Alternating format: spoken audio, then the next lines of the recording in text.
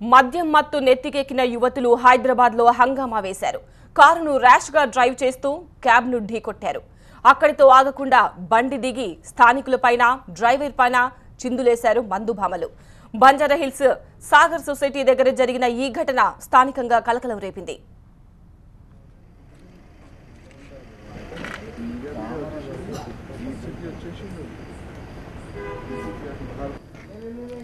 తాగుబోతు అమ్మాయిల ఆగడాలతో బాధితులు బెంబేలెత్తిపోయారు.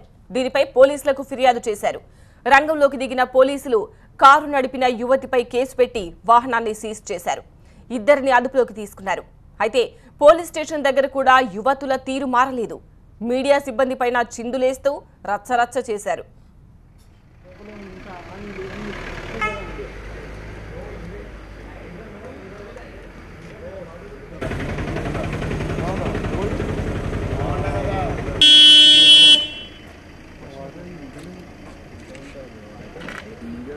రాత్రి 10 గంటల సమయంలో పూట ఈ అమ్మాయి 21 ఇయర్స్ అమ్మాయి స్టూడెంట్, బీబీఏ స్టూడెంట్, వాళ్ళ ఫ్రెండ్స్తో పార్టీ చేసుకున్న తర్వాత వస్తూ ఎల్వి ప్రసాద్ ఏరియాలో ముందుకు పోతున్న ఒక ట్యాక్సీ డ్రైవర్ ప్రవీణ్ వాళ్ళకి సంబంధించిన దాని మీద ఫ్రీక్వెంట్గా హిట్ చేసి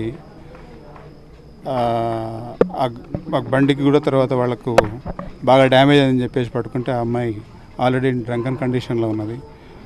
ఆ డ్రంకన్నెస్ కూడా చెకప్ చేయిస్తే ఆల్మోస్ట్ మోర్ దెన్ కెపాసిటీ కంటే ఎక్కువ వచ్చింది కనుక ఆ అమ్మాయి మీద, ఆ అమ్మాయితో కూడా ఉన్నటువంటి ఒక వ్యక్తి మీద కూడా ఆ డ్రంకన్నెస్ కేసులో, తర్వాత ర్యాష్ డ్రైవింగ్ కేసులో కూడా కేసు రిజిస్టర్ చేశాం.